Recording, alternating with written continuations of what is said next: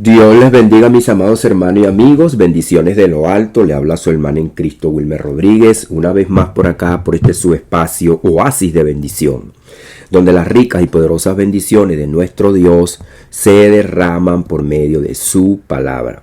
Amados hermanos, amigos, estamos pasando por acá una serie donde la hemos titulado El silencio de Dios y la caída de Saúl. Una serie pues que a lo largo y ancho de la historia, la escritura que hemos tomado para pasar esta serie, Primera de Samuel, capítulo número 28, donde Samuel acude a una divina por causa del temor, el terror que tenía, porque los ejércitos enemigos pues lo rodeaban.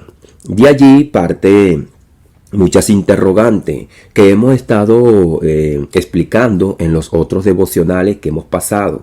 Una interrogante muy poderosa porque allí se le aparece Samuel, porque él no puede consultar a Dios por medio de Urim o los profetas, no se le da una respuesta, y entonces él, a través de la adivina, hace que Samuel se le aparezca. Un hecho vergonzoso, trágico.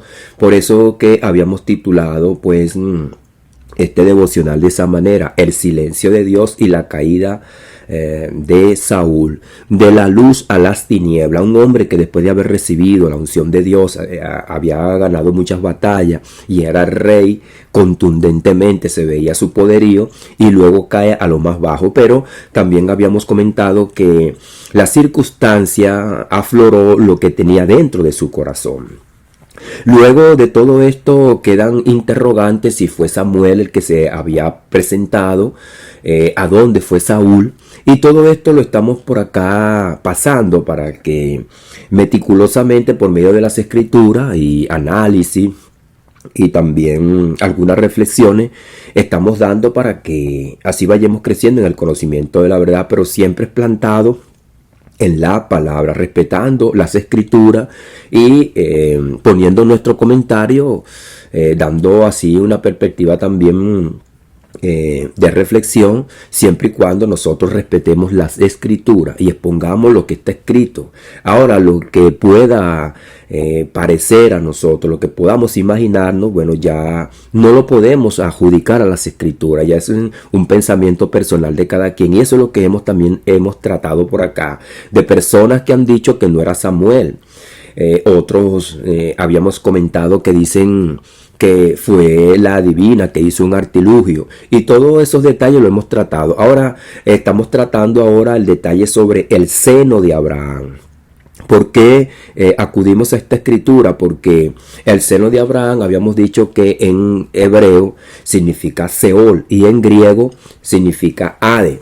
Es lo que está en el Nuevo Testamento, que fue tomado de la Septuaginta, que es el texto también en griego, texto que hemos tomado para así también afianzar las escrituras, cómo fueron traducidas, si verdaderamente Reina y Casidoro, de Reina y Valera, ellos que tienen la versión 1960, fueron fidedignos a las escrituras, y habíamos comentado todo eso.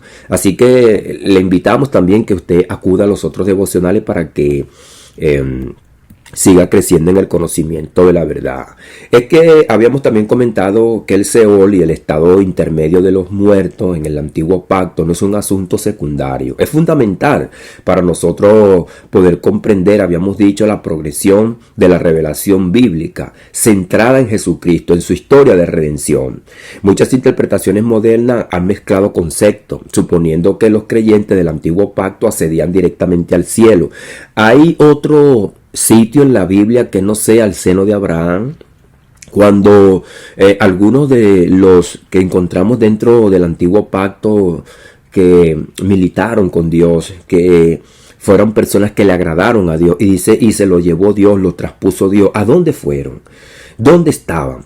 Y es por eso que hemos comentado y hemos dado este nombre, el estado intermedio, porque era un estado donde se encontraban las almas, pero no estaban ante la presencia del Señor. Sin embargo, Cuando nosotros hacemos un análisis cuidadoso, vemos cómo en Hebreos capítulo número 11 aparece Enoc.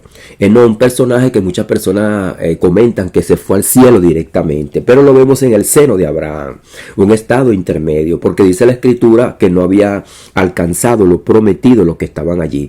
Y de allí partimos con la escritura de Lucas 16, capítulo número 16, verso 22, y habíamos leído Hebreos 11, también habíamos leído Hebreos capítulo número 10 sobre la ley que no perfeccionó a nadie. Ahora vamos a leer Hebreos capítulo número 7, porque es importante que nosotros veamos cómo el antiguo pacto estaba establecido, cuáles eran las normas, qué era lo que proyectaba la ley, cuáles eran las bendiciones. Es por eso que nosotros, cuando leemos el libro de Hebreos, que es muy importante, vemos que tenemos un mejor pacto, tenemos mejores promesas, y habíamos hablado de esperanza contra esperanza. Vamos a leer la palabra para hacer una oración y darle las gracias a Dios así por este momento que nos da. Dice Hebreos capítulo número 7, verso 11. Si pues la perfección fuese por el sacerdocio levítico, porque bajo él recibió el pueblo la ley, ¿qué necesidad habría aún de que se levantase otro sacerdote según el orden de Melquisedec, y que no fuese llamado según el orden de Aarón? O sea, vemos cómo cuando nosotros leemos el libro de Hebreo, que encontramos en el primer capítulo, donde Jesús es superior a los ángeles. Luego en el capítulo número 3, Jesús es superior a Moisés. Luego vemos que Jesús es superior a Abraham. Jesús es superior a Melquisedec. Jesús es superior al sucesor de Moisés, que fue Josué. Vemos todo eso. Y los ángeles fueron los que le trajeron la ley a los hombres. Así que Jesús es superior a todos ellos. Dice, porque cambiado el sacerdocio, necesario es que también haya cambio de ley también. Ahí está, es claro. Estamos ahora bajo la ley de Cristo. El verso 13 dice, y de quien se dice esto es de otra tribu, de la cual nadie sirvió al altar, porque manifiesto es que nuestro Señor Jesucristo vino de la tribu de Judá, de la cual nada tocante habló Moisés en cuanto al sacerdocio. Y esto es aún más manifiesto, si a semejanza de Melquisedec se levanta un sacerdote distinto, no constituido conforme a la ley del mandamiento acerca de la descendencia, sino según el poder de una vida indestructible. Pues se da testimonio de él, tú eres sacerdote para siempre, según el orden de Melquisedec. Y aquí el escritor va a dar el pensamiento poderoso e importante en el verso 18. Queda pues abrogado el mandamiento anterior a causa de su debilidad e ineficacia. Cuando nosotros leemos el libro de Hebreo y vemos que habla acerca de los aspectos de la ley, es por eso que lo dice el capítulo número 10, que la ley era sombra de lo que había de venir. Y Pablo en 2 de Corintios capítulo número 3 dice que Moisés se colocaba un velo. Se colocaba un velo porque aquello que él practicaba, todo ese ritual que Dios le había dado, era sombra y figura de las cosas que habían de venir, que habían de ser pasajeras, iban a pasar. Dice el verso 19, pues nada perfeccionó la ley, y de la introducción de una mejor esperanza, por lo cual nos acercamos a Dios. También habíamos leído Romanos capítulo número 4, que es importante. Habíamos visto cómo el apóstol Pablo habla acerca de la descendencia de Abraham. Y dice que la descendencia, la cual somos nosotros también. Habíamos leído todo eso. Así que dice el apóstol Pablo acá la promesa realizada mediante la fe. Romanos capítulo número 4 verso 13, porque no por la ley fue dada a Abraham o a su descendencia la promesa de que sería heredero del mundo, sino por la justicia de la fe. Porque si los que son de la fe son los herederos, vana resulta la fe y anulada la promesa. O sea, si los que son de la ley son los herederos, entonces van a resultar la fe. y anulada la promesa. Eso es lo que estamos viendo en el paralelismo de Hebreo, que la ley nada perfeccionó. Entonces, si por la ley todos estos sacerdotes iban a recibir el pago por los pecados y van a quedar sin pecado, entonces ¿para qué iba a venir la fe? ¿Para qué iba a venir nuestro Señor Jesucristo? Entonces dice el apóstol Pablo en el 16, por tanto es por fe, para que sea por gracia, a fin de que la promesa fuese para toda su descendencia. El apóstol Pablo explica este capítulo maravillosamente. Él dice que la descendencia de Abraham no simplemente son los únicos que salían de su linaje como judíos, como circuncisos, sino también los incircuncisos. Es por eso que cuando nosotros caemos en un desacuerdo, un debate, tenemos que ir a las escrituras. ¿Qué es lo que dice las escrituras? Y el apóstol Pablo lo deja claro, por tanto, es por la fe. O sea, la descendencia de Abraham es por fe, la descendencia de salvación. Ahora, la descendencia carnal, claro está, es por medio de su linaje. Pero cuando se refiere a la salvación por la fe, esto es escritural. No podemos agregarle algo que a nosotros nos venga a la mente. Dice, por tanto, es por fe, para que sea por gracia, a fin de que la promesa sea firme para toda su descendencia, no solamente para los que es de la ley, sino también para los que es de la fe de Abraham, el cual es padre de todos. Como está escrito, fíjese que el apóstol Pablo también toma las escrituras, te he puesto por padre de mucha gente delante de Dios, a quien creyó, el cual da vida a los muertos y llama las cosas que no son como si fuesen. Padre, en el poderoso nombre de Jesús, Señor, ahora que hemos leído esta escritura, te damos gracias por tu amor, por tu misericordia, Señor, mi Dios amado, y por la palabra que hemos leído, Señor. Una palabra poderosa, especial, Padre amado, que nos hace parte de esa descendencia maravillosa y poderosa por medio de la fe. Gracias porque a través de tu palabra esa fe ha germinado, ha producido el fruto de salvación por medio de la obra que nuestro Señor Jesucristo hizo en la cruz del Calvario. Por eso te damos las gracias, Señor, por tu amor, por tu misericordia y por tu palabra. Bueno, mis amados hermanos y amigos, aquellos pues que están interesados en los otros análisis pueden ver los otros dos devocionales que ya hemos estado pasando y están en el canal de YouTube. Y vamos a seguir acá en este devocional y estudio a la vez también, porque usted puede tener un momento en su casa, en su hogar, donde usted tome apunte, tome nota, análisis, reflexiones, lo que la palabra de Dios nos dice. Es maravilloso cuando nosotros nos adentramos adentro de lo más profundo del corazón de Dios por medio de la palabra y vemos sus promesas, su palabra, lo que Él nos declara, lo que Él nos dice, lo que ya nosotros estamos disfrutando. Habíamos hablado aquí en el punto número 4, esperanza contra esperanza, la fe antes del cumplimiento. ¿Por qué la fe antes del cumplimiento? Y habíamos dicho esperanza contra esperanza. Dice Hebreos capítulo número 39 y versículo 40, Hebreos 11, versos 39 y 40, el capítulo número 11 que lo habíamos leído, no recibieron lo prometido, para que no fuesen ellos perfeccionados aparte de nosotros. O sea, los del antiguo pacto no fueron perfeccionados, aunque ellos recibieron las promesas y recibieron una declaración de justicia por fe, y por su fe recibieron buen testimonio, pero no recibieron lo prometido, esperando que viniese Cristo, que era el que iba a morir para que nosotros entonces estuviésemos gozando de las promesas del antiguo pacto. Y pacto es testamento. Una persona que deja un testamento tiene que morir para que nosotros podamos gozar de los bienes que él va a dejar. Entonces no habían recibido lo prometido, para que no fuesen ellos perfeccionados aparte de nosotros. O sea que conjuntamente cuando Cristo muere son perfeccionados los que están en el antiguo pacto, pero también los que están en el nuevo pacto, los que habían creído en Cristo y recibieron el Espíritu Santo, aquellos 120 en el Pentecostés, y de allí todos vienen perfeccionándose por medio de la fe.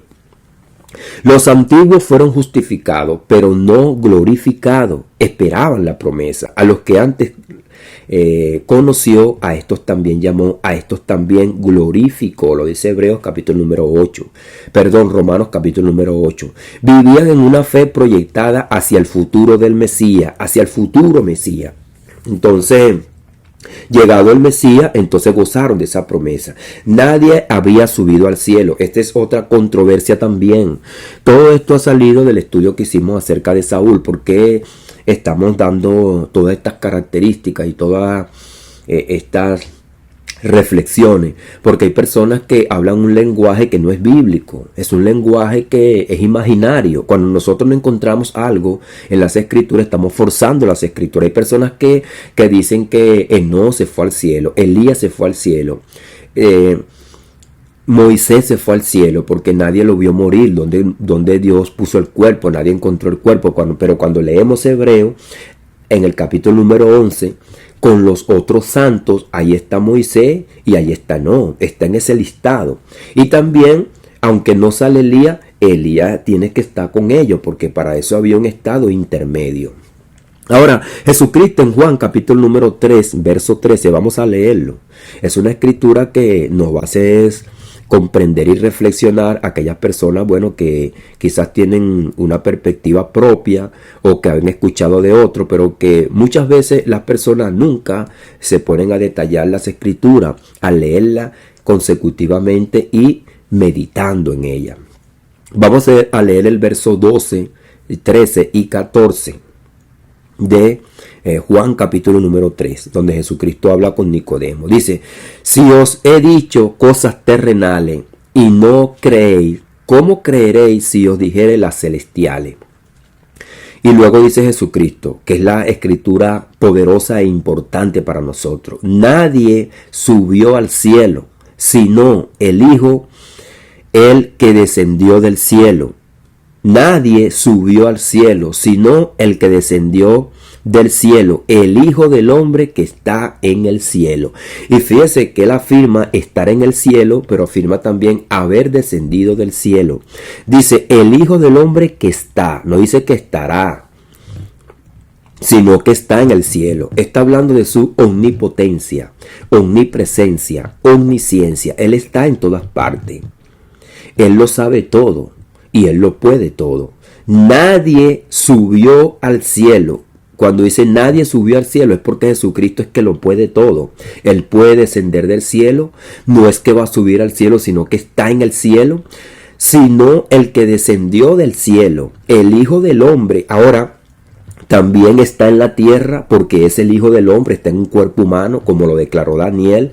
O sea, la omnisciencia, la omnipotencia y la omnipresencia de nuestro Señor Jesucristo. Él es Dios. Y luego dice el Hijo del Hombre. ¿Qué es el Hijo del Hombre? Es su cuerpo. Es esa figura carnal que está imposibilitada de muchas cosas, como lo dice el libro de Filipenses, que Él se despoja de aquella gloria, de aquel poder y se hace un siervo. De tal manera que cuando está en la cruz es por causa de la potestad de Dios que le da a Pilato. Y entonces queda como Hijo del Hombre sujeto a las cosas que está haciendo el hombre en la tierra bajo el poder del Padre. Y le dice a Pilato: ninguna potestad te fuese dada si no viniese de arriba. Así que tú no me vas a soltar. Aunque tú quieras soltarme, me vas a llevar a la cruz. Porque Jesucristo está sujeto a su Padre.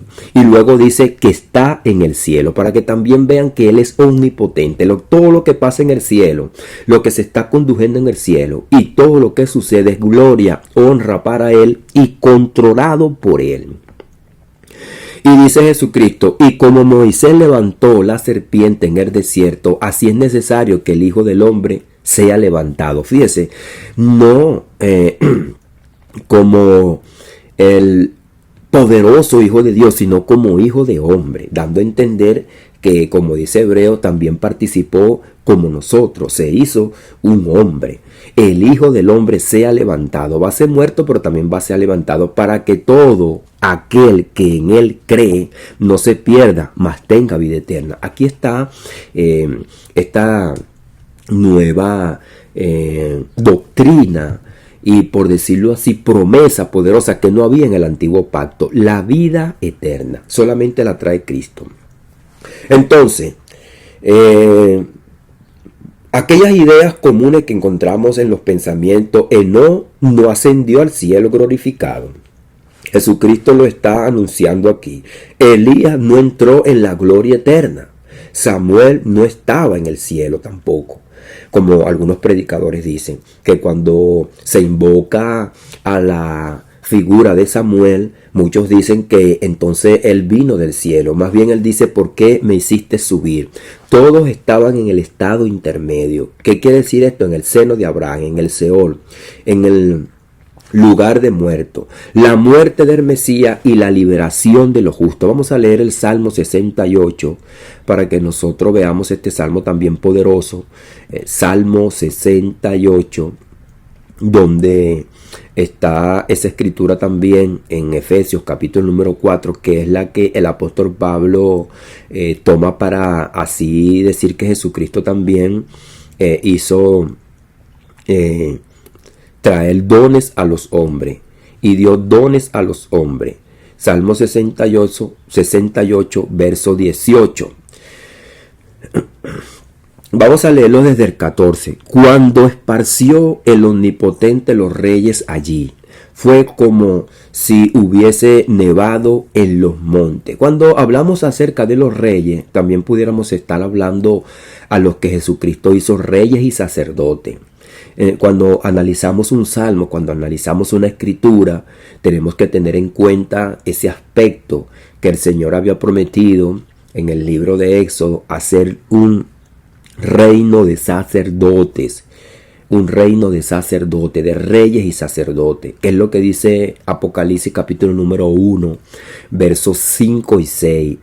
Él nos hizo por medio de su sangre reyes y sacerdotes. Dice, monte de Dios. Es el monte de Basán, monte alto de Basán.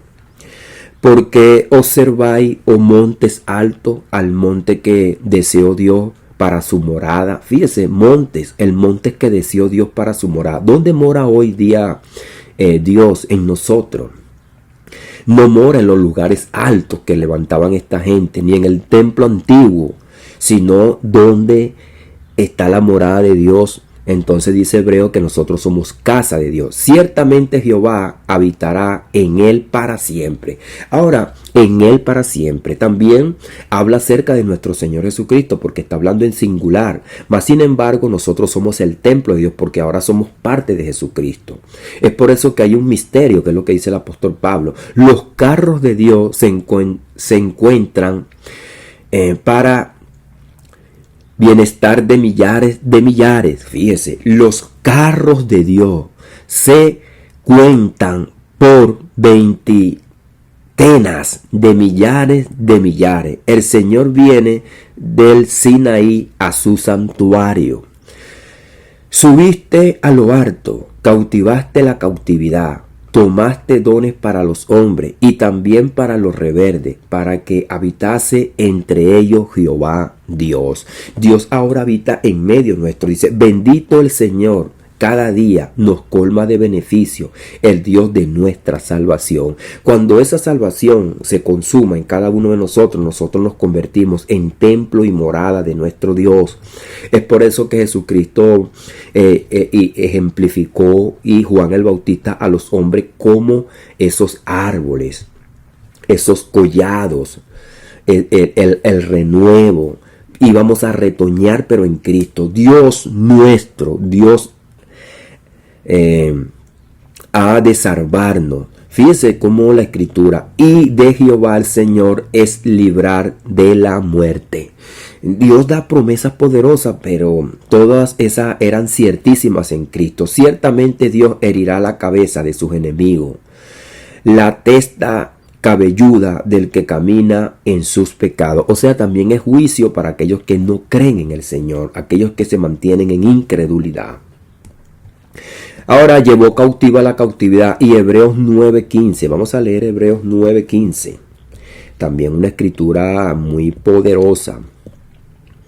Estamos leyendo la palabra porque los pensamientos que nosotros decimos, hablamos y afirmamos tienen que estar fundamentados en la palabra del Señor. Hebreos 9:15 dice así en el Nuevo Pacto. Porque donde hay testamento es necesario que intervenga muerte testador. Ahí está claro. Porque donde hay testamento es necesario que intervenga muerte del testador. Todos estos personajes estaban sujetos bajo el antiguo pacto. No podían ellos hacer otra cosa, no podían estar en el cielo, no podían recibir la herencia porque no había muerto el testador.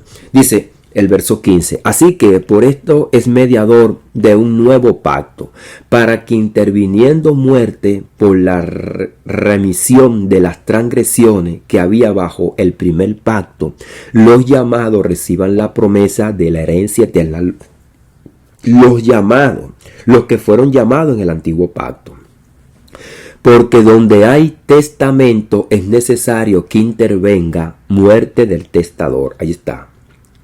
Porque el testamento con la muerte se confirma, pues no es válido entre tanto que el testador vive. De donde ni aún el primer pacto fue instituido sin sangre. Así que para que el nuevo pacto fuese efectivo y se llevase a cabo y obtener las promesas del antiguo pacto como la vida eterna, tendría entonces que morir el testador, que es Jesucristo. Porque habiendo anunciado Moisés todos los mandamientos de la ley a todo el pueblo, tomó la sangre de los becerros y de los machos cabrios con agua, lana, escarlata, hisopo, y roció él mismo el libro también todo el pueblo, diciendo: esta es la sangre del pacto que Dios os ha mandado. Y además de esto roció también con sangre el tabernáculo y todos los vasos del ministerio. Así que todo es purificado según la ley con sangre, y sin derramamiento de sangre no se hace remisión de pecados. No se hace remisión. No hay limpieza de pecado. Así que el sacrificio de Cristo quita el pecado. Es la escritura que vamos a conseguir acá. Pues necesario que las figuras de las cosas celestiales fuesen purificadas. Así también las cosas mismas con sacrificios mejores, dice, serán purificadas. ¿Cuáles? Las cosas celestiales, porque no entró Cristo en el santuario hecho de mano, figura del verdadero, sino en el cielo mismo, para presentar ahora por nosotros ante Dios, y no para ofrecer muchas veces, como entra el sumo sacerdote en el lugar santísimo cada año, con sangre ajena. De otra manera, le hubiese sido necesario padecer muchas veces desde el principio del mundo. Pero ahora, en la consumación de los siglos, que es lo que dice el apóstol Pablo en Efesios capítulo número 1 y Efesios capítulo número 3, la consumación de los tiempos, o sea, la nueva administración, la administración de la gracia, o la dispensación, en la consumación de los siglos, en esta dispensación, se presentó una vez y para siempre por el sacrificio de sí mismo para quitar del medio el pecado. Ahí está claro. Entonces las personas no podían subir al cielo. Las personas no podían estar delante de la presencia de Dios, porque por medio de la intervención de la muerte de Jesucristo es que las transgresiones son borradas. Así que la muerte de Jesucristo valida el pacto, otorga la herencia y abre el acceso a la vida eterna y al cielo. Aquí se entiende que los justos del antiguo pacto reciben lo prometido. Es en ese momento. El error de los dos testigos es otra escritura que también habíamos dicho por acá y comentado. Muchos sostienen que serán Enoc, Elías o Moisés, pero Hebreos 11:13, conforme a la fe murieron todos estos y no recibieron lo prometido. Entonces, ¿por qué decir una cosa que la escritura no dice? Es por eso que todo eso se sujeta a una escuela bíblica de interpretación que no tiene base en la escritura, sino que unos se imaginan y hablan y dicen cosas, pero que no tienen base bíblica. Las escrituras los incluye dentro de los que murieron en la fe. No hay base sólida para afirmar que no murieron o que regresarán, porque ellos estaban allí. Y dice también Santiago que cuando el espíritu sale del cuerpo, muere. Dios no es Dios de muertos, sino de vivientes. Aunque Dios lo dice en su palabra, Dios no es Dios de muertos. Mateo 22:32. Y los justos siguen vivos ante Dios, aunque estén en un estado intermedio. Sé que Dios no es Dios de muertos. La muerte no rompe la relación con Dios cuando el hombre está en su fe. La muerte es una pared, una ruptura entre Dios y el hombre, pero la muerte física, como lo vemos así, no rompe esa relación. Aunque la muerte es separación de Dios, por la fe es entonces una unión con Dios, pero es a los que tienen fe, a los que creen.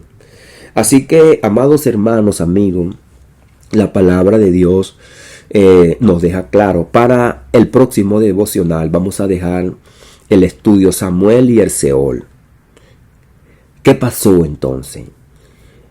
Con todo lo que hemos escuchado, en la ambigüedad que nosotros vemos en cuanto a la historia de Saúl y Samuel, que él estaba allí y confirma: hoy estarás conmigo acá. Es porque nosotros vemos las cosas que están escritas, pero nos hacemos muchas ideas, pero no se trata de las ideas que nos hagamos nosotros, sino es lo que la palabra de Dios nos declara. Eso es lo que hemos leído. Amados hermanos, amigos, Dios les bendiga, Dios les guarde. Le habló su hermano en Cristo, Wilmer Rodríguez, una vez más por acá, por este su espacio, Oasis de Bendición, donde las ricas y poderosas bendiciones de nuestro Dios se derraman por medio de su palabra. Padre amado, Señor, te damos las gracias por tu amor, por tu misericordia y por tu palabra, Señor, que la hemos leído en esta hora. Danos sabiduría, danos entendimiento, danos fuerza y fortaleza, Señor mío amado. Ayúdanos, Padre, a que cuando nosotros leamos tu palabra y la expongamos, la tengamos que predicar, hablar, enseñar, lo hagamos como te he escrito, Señor. Y que cuando nosotros tengamos un pensamiento, no digamos que viene de tu parte, sino que es una imaginación que nosotros nos hacemos, una reflexión que nosotros hacemos, algo que nosotros creemos, pero que no está escrito. Para que muchas personas que escuchen, Señor mío amado, no queden atadas a una fe de hombre, como lo dijo nuestro amado apóstol Pablo, para que nuestra fe no esté fundamentada en la sabiduría de los hombres, sino en el poder de Dios, en su palabra, en lo que está inspirado por el Espíritu. No obstante, Señor, nosotros hacemos un análisis y hacemos meticulosamente, pues, el desarrollo de reflexiones conforme también a cómo otras personas han hablado. Pero, Señor, siempre nosotros vamos a tu palabra, para que sea tu palabra la que nos llene. El Señor Jesucristo dijo que Él alimentaba a sus ovejas. Así que nosotros, para alimentarnos, tiene que ser por tu palabra, no por las reflexiones o conjeturas o explicaciones de los demás, porque no nos van a llenar. Quien nos llena eres tú, Señor. Es por eso que exponemos tu palabra, hablamos tu palabra. Confirmamos, Señor, tu palabra, para que nosotros seamos bendecidos, seamos llenos. No es simplemente solamente pasar un estudio, hacer una reflexión, sino también crecer, llenarnos, fortalecernos en ti, Señor. Ayúdanos, Padre amado, más allá de las reflexiones, Señor mío amado, que podamos hacer y las conjeturas que nosotros podamos tener. Por eso te damos gracias, Señor, porque tú, Señor mío amado, no solamente nos enseña, sino también que nos llena, nos fortalece y nos da sabiduría, Padre. En el poderoso nombre de Jesús, Señor, te damos las gracias. Amén y amén. Mis amados hermanos, como siempre les comentamos, estamos en el canal de YouTube, en el canal de TikTok como Oasis de Bendición y en el canal de Facebook como Wilmer Rodríguez, donde también encontrará otros estudios de bendición para su vida.